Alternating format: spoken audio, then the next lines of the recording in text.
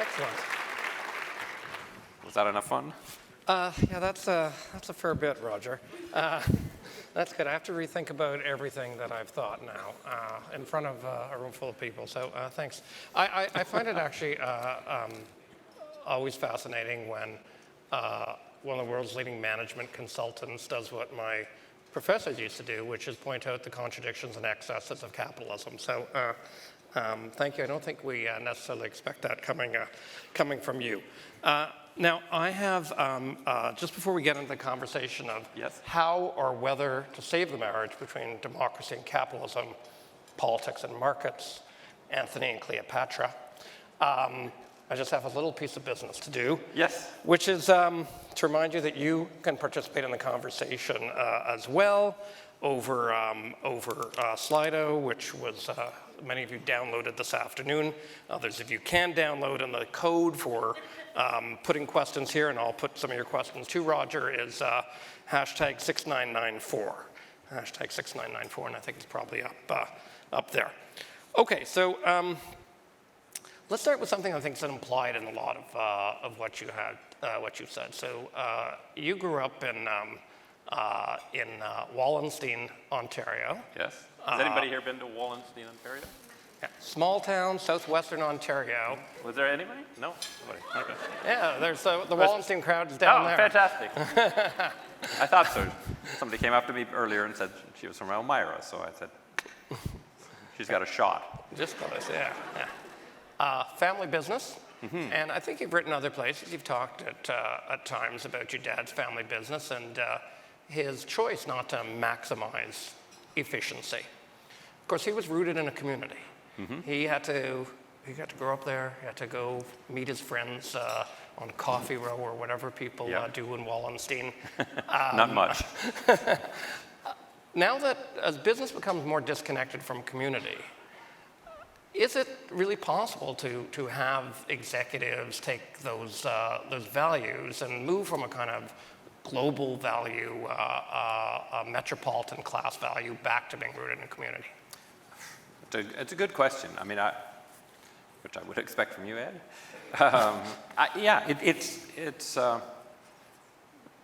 I'll just tell a story related to that. So I was just invited to this, Harvard Business School does this work on competitiveness. Mike Porter and Jan Ripp and had a big conference, and it was focused, of course, on American competitiveness and being more competitive. And there were mainly CEOs, like there are all these big companies. CEOs, Jamie Dimon and Lloyd Blankfein, and a bunch. There was 100 of us, which a bunch of them were the biggest American CEOs. And they were sort of pushed at one point about, why don't you invest more in America when you're putting up a new research center? Why don't you put it in America? You're American companies. You should do that. And the response from the CEOs was quite kind of genuine. It wasn't sort of so much posturing. It was we're a global company. How can I tell my German employees or my South African employees or whatever that they don't get any research centers because that's for America?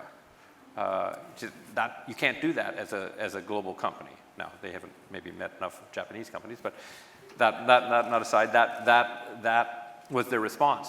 And I think it speaks to the tricky challenge that you're talking about, right? Which is they do feel a tie to American as Americans, but they feel that they're part of a different community, which is this community of these kind of stateless global companies, and they have to act accordingly.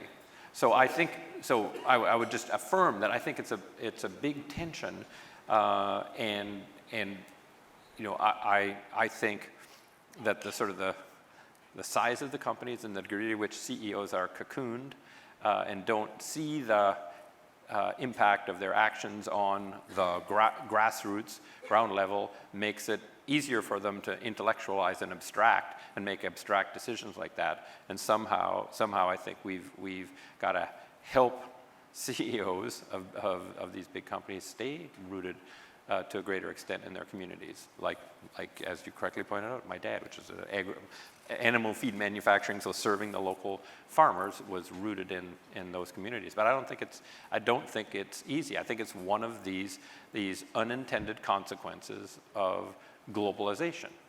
Well, I guess perhaps what we're seeing in the revolt, the political revolt that you refer to, that brings us Trump and brings us Brexit and brings Jeremy Corbyn to the edge of power, and far-right politicians in Czechoslovakia and Czech Republic, pardon me, and Germany and other places, is sort of this mismatch between people live in communities and countries, and there's some kind of democratic deficit, I guess, that they must feel implicitly.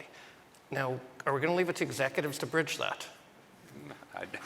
I doubt it. No. I mean, I think there's roles for government. There's roles for other aspects of civil society to do that. So no, I don't think companies in and of themselves. The companies are not going to fix this problem in and of themselves. There's going to be a need. I think just a need to pay more attention to the context in which they operate.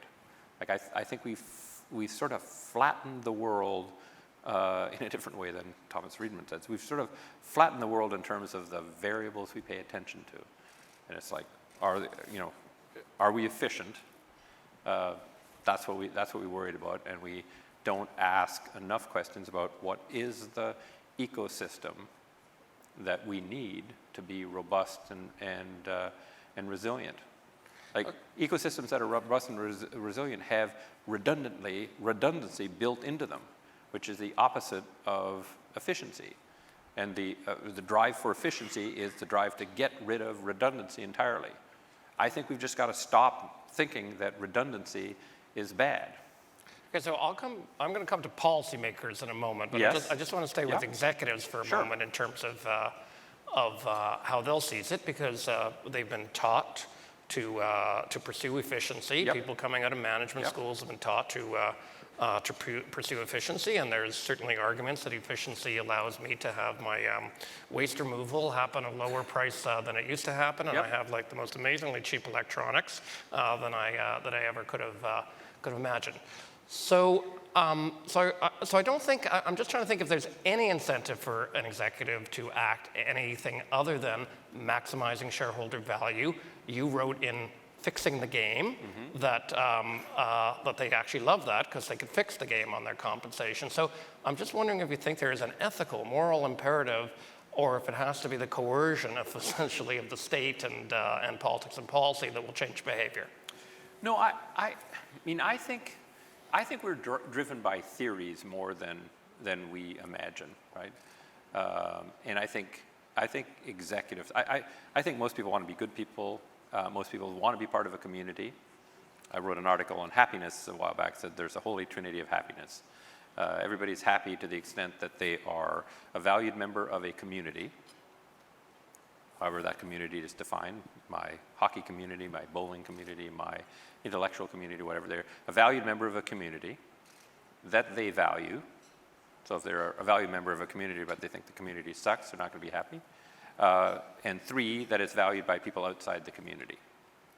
So everybody wants that kind of happiness. Right? This is why terrorists generally aren't happy. Right? They may be a valued member of an Al-Qaeda cell and they think Al-Qaeda is great, and if everybody else says they should be hunted down and shot, then they're not happy. If they get everybody else to think that actually they're doing a good thing, then they get happy. Right? So everybody wants that form of happiness. And so I think executives want to behave in ways that are consistent with how executives are supposed to behave, and how executives are supposed to behave is a function of a set of theories about that get adopted. And after 1976, the theory was adopted in the executive world that you are a well-functioning executive and you're a meritorious executive to the extent that you maximize shareholder value. Before 1976, that wasn't the case. That wasn't the theory. And executives operated differently and filled successful parts of communities by doing other things. And so part of it is changing the theories that people adopt to organize their lives. Everybody operates on the basis of theories, and a whole bunch of them are horrible theories. Would have you thought after 2008, 2009, there might have been actually more reflection on those theories than we've seen? You would have hoped, yeah. But I mean, theories, the status quo tends to have more pernicious hold on us than we'd ever like to think.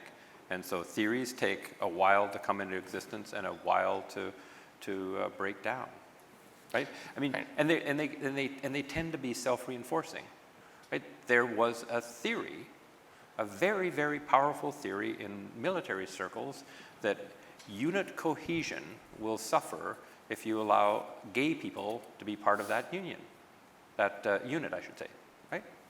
That was the dominant theory in the U.S. military. And guess what? When you have that theory, when you explain to everybody that the theory is your cohesion should fall if you have this horrible thing of having a gay person in your unit, then people will say, yes, that's right. My sense of cohesion has just fallen. Right? So it's hard to get that turnaround. In due course, blessedly, that is turned around, and there's now a theory that says that all works. It's all fine.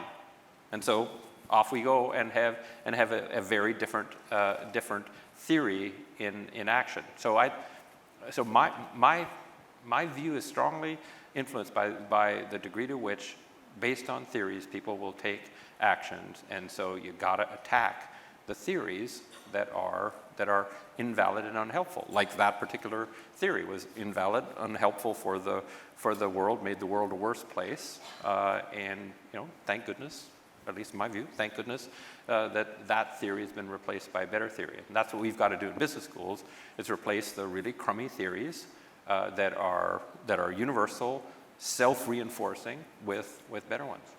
Okay, so let's come to the theories that policymakers have. Yes.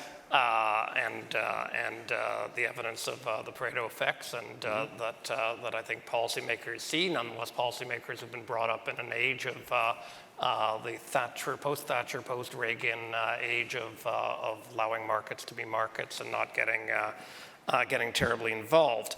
So what, I'm going to leave aside the three areas that you talked about for a moment and come back to them later. Yep. But what would you have policymakers do around income effects, particularly to start with? Should they be concentrating on redistribution? Should they be concentrating on labor force market participation? Should they be concentrating on wealth transfers intergenerationally, et cetera? Where would you have them starting? Well, I would have them start with developing an objective function that is different than the efficiency objective function. We're happier if this market is more efficient, whatever it is, this labor market, this whatever market. And just say, nope, we got to have a better objective function than that. And I would want to see the objective function being a more redundant, resilient ecosystem. And so for whatever we're working on, we want to make it more resilient as opposed to more efficient. Now that would then guide you to having different prescriptions for achieving that different objective function.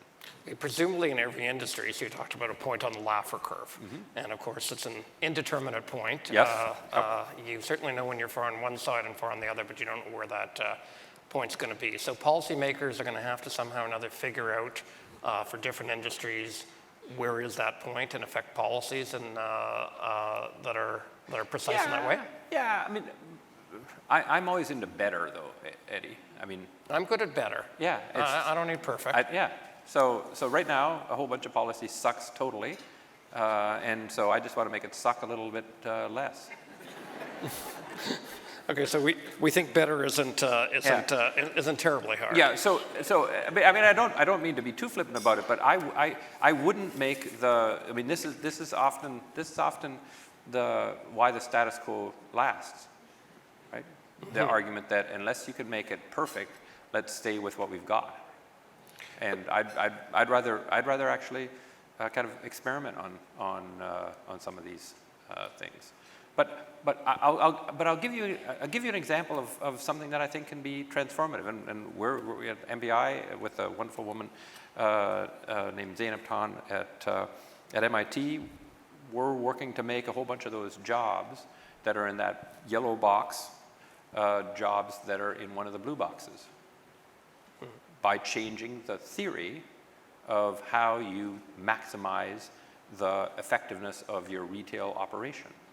Because the theory now is that what you have to do, because labor costs and retailing are a big part of your variable cost structure, your influenceable cost structure, you must do two things. One, you roster your stores incredibly tightly so that you have all inefficiency out, so you only have people for exactly the number of hours that are needed based on traffic, and you pay them as little as possible.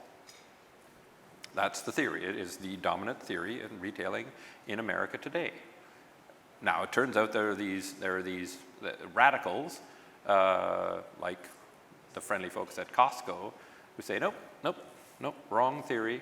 What you want to do is on purpose, have 20% slack. Mm-hmm. Just on purpose. Whatever you should have, add 20%.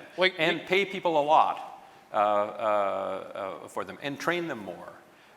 And your sales per square foot will be so high, it'll dwarf the cost of those, absolutely dwarf the cost of those. And they're beating the crap out of their competitors. $15 minimum wage a good idea then? I'm not sure that the minimum wage is that important. So Costco's average wage of their store employees is 21. The minimum wage legislation for Costco is completely and utterly irrelevant. Right? So I'd rather have a smarter theory, and Trader Joe's does the same thing, Quick Trip. There are multiple models, and we're now working with major retailers on converting them from bad jobs to good jobs. So there's lots of things you can do to tackle just plain stupid theories that are as stupid as many of the theories we've had over the course of human history. Okay, in a minute I'm going to come back to competition and tech, where you went. But first we're going to go to the audience for a moment, where there's 30 questions waiting, so no problem. Yeah, we'll be around for a while. That's okay. This question is, are the Trumpists right? I think Trumpists are people who vote for Trump, right? They're not people who... No, I don't think so. Okay, I got that. Those are the trombonists or something. Are the Trumpists right? Blowing it up is the only way to alter the Pareto distribution. Is that right? Oh, I hope not. I hope not. Though to a certain extent, I do advocate blowing things up. I advocate blowing up bad theories. So I do think that they talk about needing catastrophic. We did need a catastrophic gaze in the military, slavery, civil rights. We needed things to be blown up, not revered. Let's alter it a little bit. No, let's blow up this stupid theory and create a better theory. So I like blowing things up that are crummy. I personally, it worries and scares me, the generalized, let's blow it up. You're a reformist, not a revolutionary. So you cited FDR over authoritarianisms, yes. For instance. But we didn't have that kind of reform after, again, 08, 09, really, the kinds of reflection you thought. So do we need politicians that will blow it up within the system? Yeah. I didn't realize I was a reformer. I consider myself a revolutionary, actually. Okay, but maybe I'm not. I didn't mean to totally insult you. No, you didn't. Okay. No, you gave me pause to thought. Maybe I am a reformer. Huh. I know it's not nearly as interesting, right? No, yeah.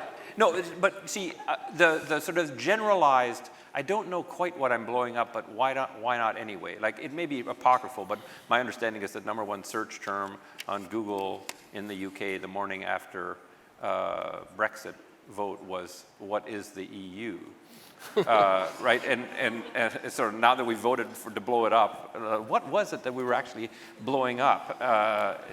That kind of generalized, so that's my answer to the Trump question. That's core to your point. We're blowing up anger, anxiety, sense of exclusion, the Pareto effect. Yes. That's what they're blowing up. Right? Yes, but they're not aiming at a target. For me, the kind of blowing up I like is, this is a bad theory. This specific theory is a bad theory. It's causing us to do things that aren't actually good for us.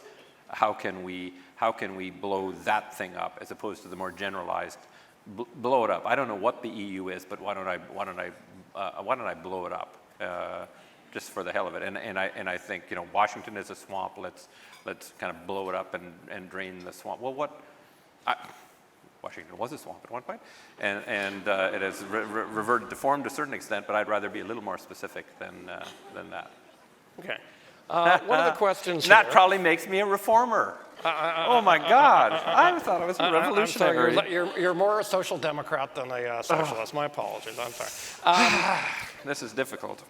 Are there spheres of public policy, Roger, where the opposite is true and the Pareto outcome should be the goal?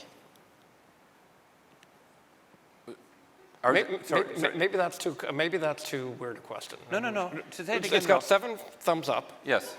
Yeah. Oh, are there spheres of public policy where the opposite is true and Pareto it should be the goal?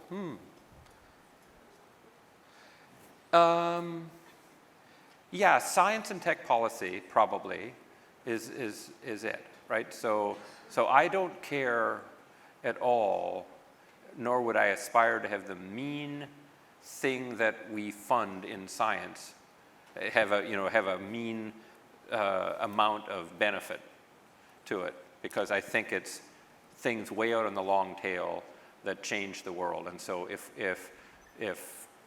98% of our science funded things didn't amount to much, right? That's the big hump on the left-hand side.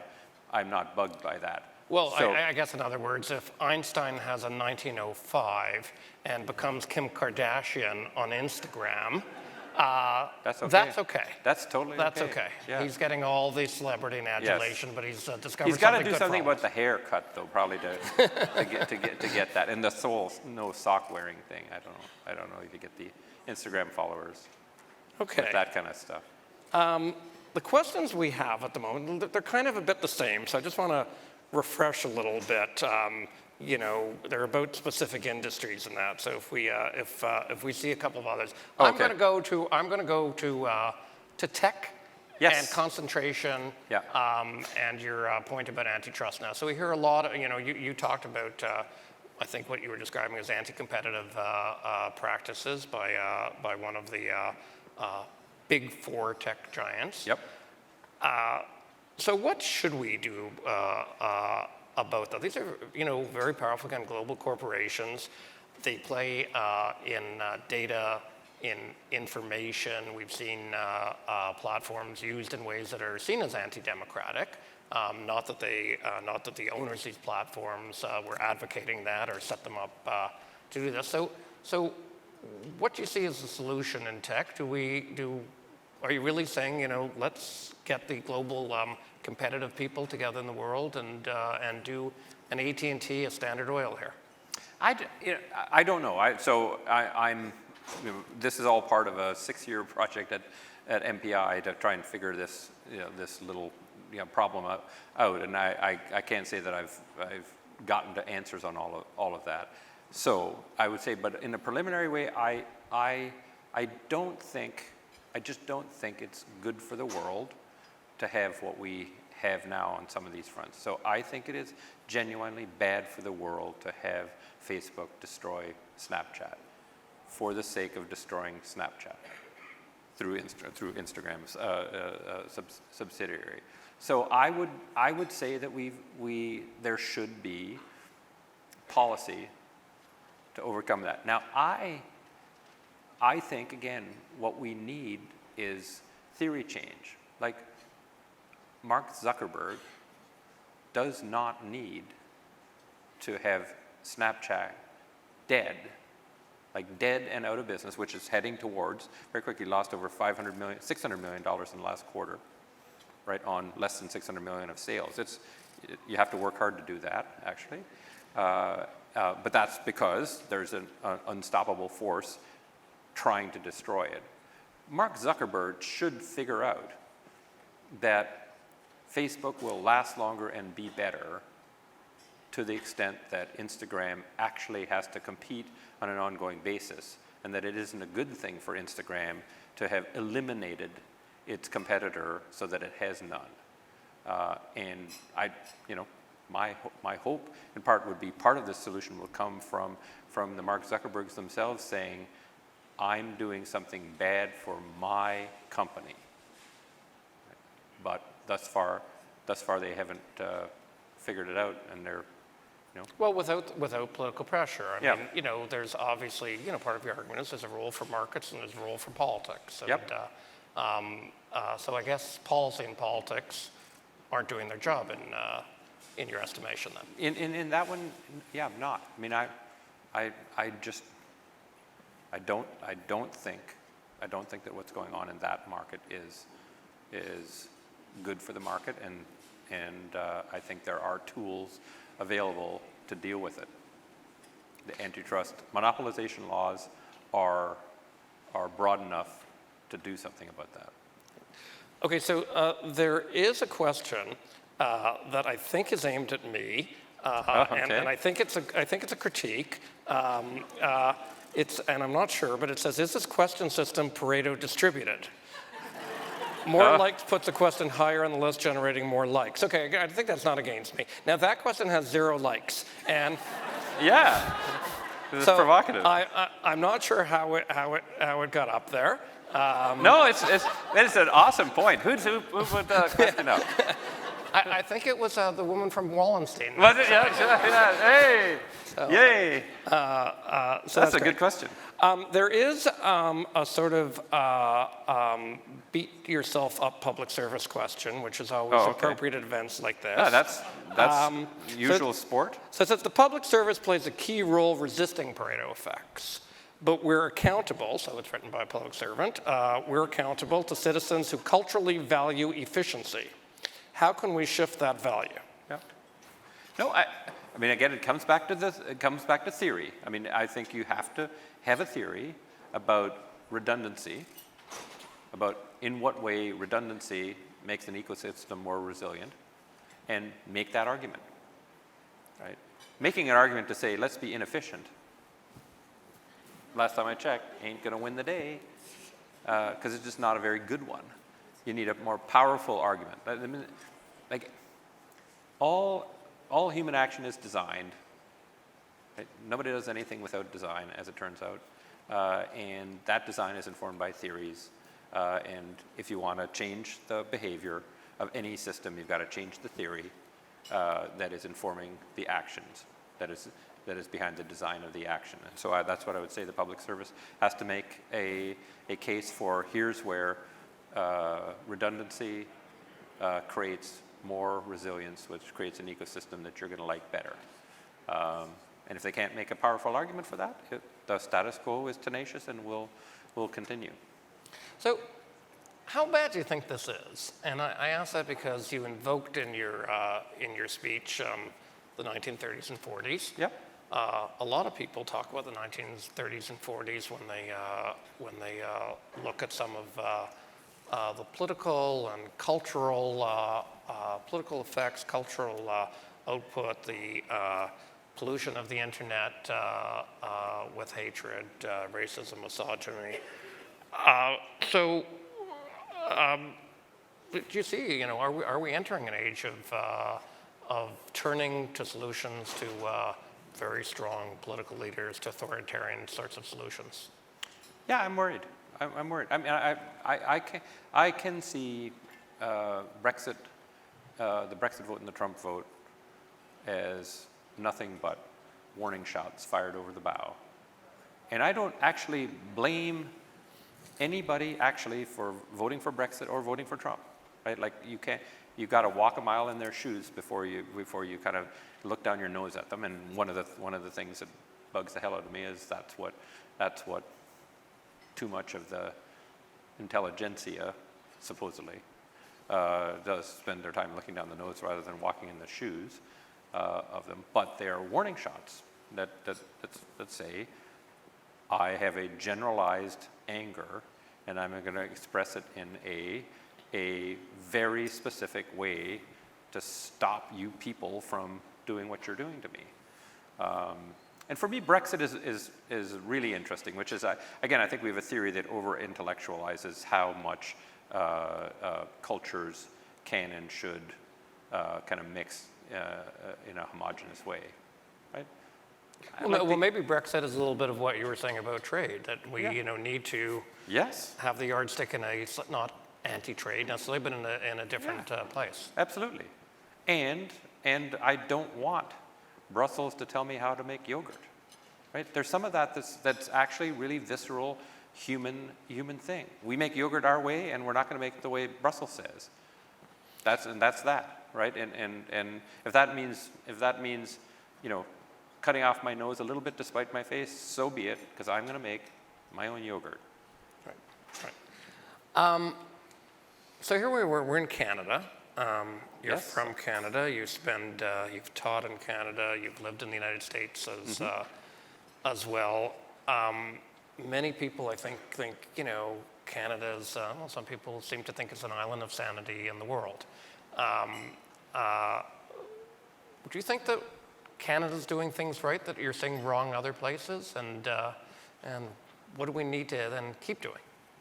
Yeah, I mean, I think there always has been, there continues to be lots and lots to like about Canada. It's interesting. So I do a bunch of work in Denmark, and so I'm learning about Denmark. And one of the interesting things for me about Denmark is I would challenge anybody here to name a company in Denmark that of any consequence that isn't owned in part by a charitable foundation, right? So you might think, oh, I know Denmark, Carlsberg, partially owned by a charitable foundation. Novo Nordisk, Lego, Novozymes, Grundfos, Danfoss, Danske Bank, etc. All of them are owned by a charitable foundation. You can't take them over. You can go to the charitable foundation and say, I'm making an offer for the other 75% of the shares you don't own. And they'll say, I'm afraid to ask the question, are they sufficiently efficient? yeah, they're all, I just named all, other than Danske Bank, which is more of a Danish company. All the rest are the leaders in their global industry. And they can't be taken over. And so I think Canada's bought into the sort of the global, if we can come and buy your company, you should let us thing to great an extent. So I wish it hadn't. So Alcan, right? Alcan, great, once Canadian company, great company. Some morons from the UK come along and say it's worth $11 billion more than it's trading for now, and so we're going to take it over. And then the morons, 18 months later, write off $11 billion of goodwill on Alcan, saying it was worth exactly what it was trading for, but we don't get the morons to give it back to us. Right. And so it's never going to be a Canadian company again, probably. Well, never is a long time, but not for a long time, and it's sort of half wrecked by the morons before they realize because we bought into a theory. So certainly that had to get regulatory approval, as did Inco, Falconbridge. There was a whole series of these companies at a particular point, but we were buying into the wrong theory there. Yes. And so I think Canada, I'd rather see Canada be more circumspect about buying into utterly, totally global theories of that sort. Okay, so you've mentioned Denmark, so maybe in a national way this is answered. It's the bottom question on there. But somebody's asking, so they are shifting from efficiency to values theory, competition, resilience, etc. Who do I emulate? And maybe I'll put that in a corporate way. Who's walking the talk that you're developing, if you will? Well, Paul Pullman at Unilever, I think, is doing a nice job of that. Right? He's telling the capital markets to sort of, go stuff it.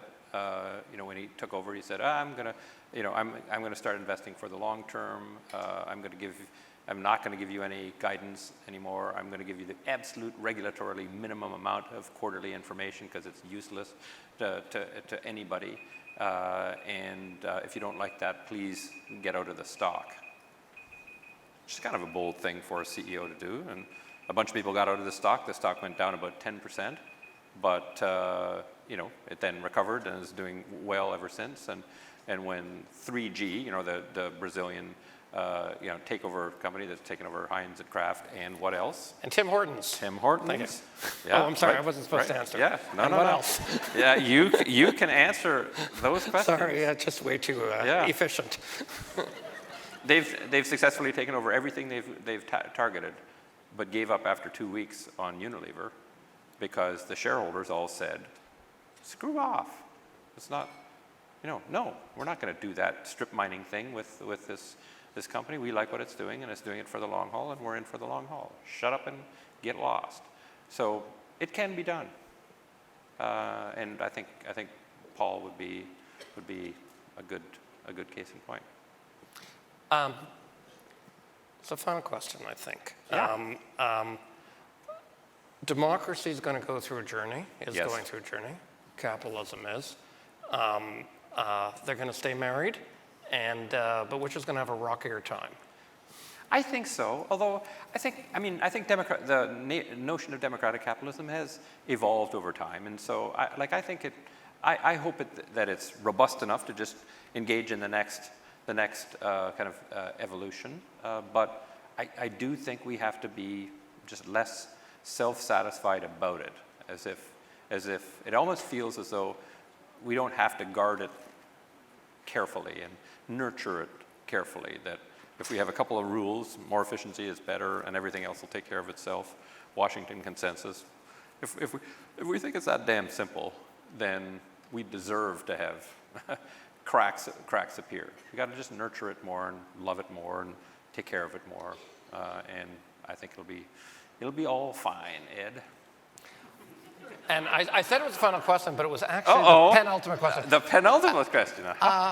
So how in the management consulting world that has been geared towards efficiency for decades and decades, and you live in that world and that culture, you talk to people, I think you were at a major conference a couple of weeks ago in California, what kind of reception are these theories that efficiency, we've overdone it? Well, there's always a selection bias problem, which is it is conceivable that I am interesting and attractive to only a certain subset of executives, right? So take it with a grain of salt. But the executives I talk to want to be real humans. They don't want to be these kind of cutout figure humans. They care about these things. They feel more, I would say, in general, trapped. Trapped by their quarterly results, trapped by, market. Yeah. And it's hard to do the Paul Pullman thing. Like, Paul Pullman was really clever. He said, I did it in my first month because the board would have been too embarrassed to fire me right then, right? He says it. He says it to me. He's a dear friend. I've worked with him for a long time while he was at Procter & Gamble. In his early days, so he's a friend. But he says it publicly. He said, if I would have waited 6 to 9 months, there would have been a chance that the board would have just fired me for being sort of blasphemous.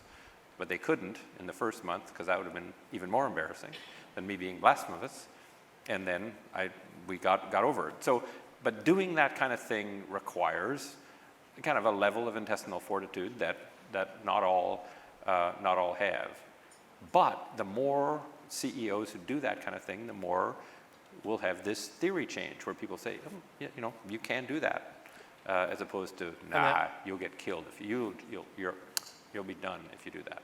I hope we see him move up, and I hope we see you move up the CEO and the management consulting Instagram charts. I want to. I'm far enough up already. Thank you on behalf of everybody. And when your book is done in a couple of years, I hope you'll come back and tell us a little bit more of where the journey has come to. You got a deal. Thank you. All righty. Thank you.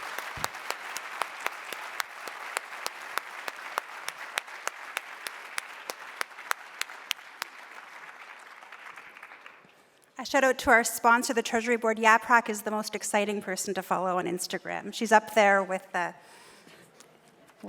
don't know. Selena Gomez. Yeah, I don't know if she's up there with Selena. Merci beaucoup. C'était une soirée super inspirante. Puis merci beaucoup d'être joint à nous. Once again, I want to thank our partners. Without them, this evening would not be possible. The Business Council of Canada, thank you, Susan. Treasury Board of Canada, Yaprak and Catherine Taki, thank you so much for your support. Via Rail, merci Jacques, Yves, and CPAC for filming this evening as well, thank you very much. We look forward to seeing many of you on April 12th in Toronto, which is our annual testimonial dinner. It will be preceded by a growth summit with wonderful speakers, just like you've seen this afternoon. At our testimonial dinner, as you might have seen, we're honoring Mark Carney, the Right Honourable Beverly McLaughlin, Richard Discerny. This hour is 22 minutes, amongst others. So it will be guaranteed to be a really incredible evening. So thank you very much for joining us, and we look forward to seeing you next year at the same dinner. Merci beaucoup.